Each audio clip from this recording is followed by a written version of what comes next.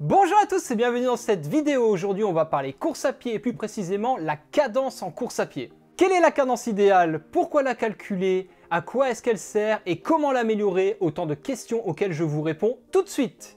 Mais avant ça, n'oubliez pas de vous abonner à ma chaîne YouTube, vous trouverez plein de vidéos super utiles si vous voulez vous améliorer en course à pied. Et tout de suite, on passe à la suite de la vidéo ou comment s'améliorer ou quelle est la bonne cadence en course à pied.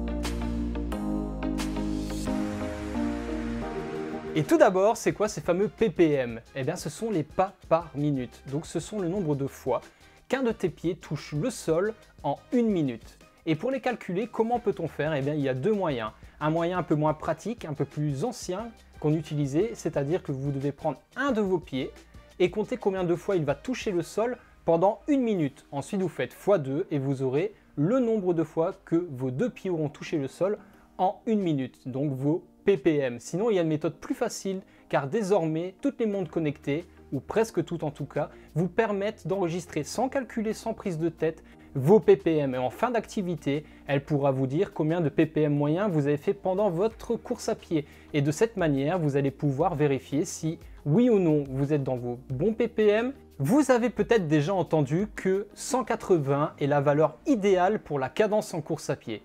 Mais je suis là pour vous dire qu'en réalité, c'est tout à fait exact. En effet, 180 est scientifiquement prouvé comme la valeur généralement la meilleure pour votre cadence en course à pied, avec une petite latence, on va dire entre 175 et 185 pas par minute. Donc on peut dire que l'idéal est de tendre vers ces fameux 180 pas par minute. Et ce n'est pas pour rien que tous les champions de course à pied, que ce soit du 5000 au marathon, court proche ou relativement proche de ces 180.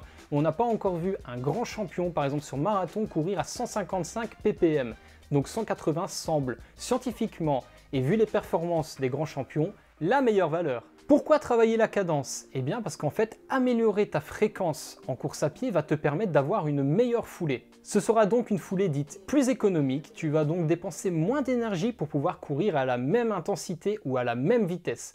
Ou alors, tu pourras utiliser cette énergie que tu ne dépenseras pas pour courir plus vite. Donc, améliorer ta fréquence va te permettre de t'améliorer en course à pied. En plus de cela, améliorer ta cadence en course à pied va te permettre naturellement de passer d'une foulée attaque-talon à une foulée plutôt médio-pied, voire avant du pied. Et cela est bénéfique car va diminuer le nombre d'impacts et surtout la quantité d'impact que tu vas recevoir à chaque foulée. Et donc, cela va te permettre de moins te blesser. En effet, à 180 ppm, tu as tendance à moins te blesser qu'à 160, car à 160, les impacts sont plus importants. Donc si tu ne veux pas te blesser en course à pied, écoute bien la suite de la vidéo pour savoir comment améliorer ta cadence en course à pied.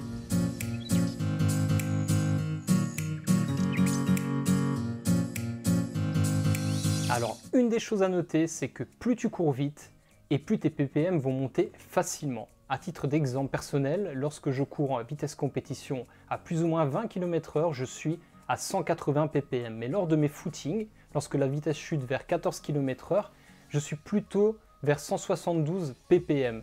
Donc moi aussi, j'essaie encore d'améliorer cette référence de 172 vers 180. Mais on va dire que déjà quand j'aurai atteint 175, je serai relativement content de cette performance. Mais une autre chose qu'il faut savoir, c'est qu'il faut y aller progressivement. Si on prend mon exemple, au début j'étais à 160-165 ppm et j'y vais progressivement pour que mon corps et ma foulée puissent s'adapter. D'ailleurs, si tu veux améliorer ta foulée, j'ai également fait d'autres vidéos que je te mets en description de cette vidéo pour améliorer ta foulée en course à pied. Pour améliorer cette fameuse cadence en course à pied, rien de plus simple. Pense à diminuer l'amplitude de ta foulée lorsque tu cours et à être plus dynamique sur tes appuis. Pense également à réduire le temps de contact au sol. En gros, augmente ta vélocité et ta fréquence à chaque fois que tu vas courir, à chaque footing et à chaque séance. C'est important et c'est comme ça que tu obtiendras une cadence idéale et que tu ne te blesseras plus en course à pied. Voilà, c'est tout pour la vidéo spéciale cadence en course à pied. Je t'invite à parcourir ma chaîne YouTube pour y trouver plein d'autres vidéos qui vont t'aider en course à pied. En tout cas, si tu n'es pas encore abonné à la chaîne, n'hésite pas à le faire et à mettre un pouce bleu si cette vidéo t'a plu. Et quant à moi, je te dis à bientôt sur ma chaîne YouTube et d'ici là, portez-vous bien!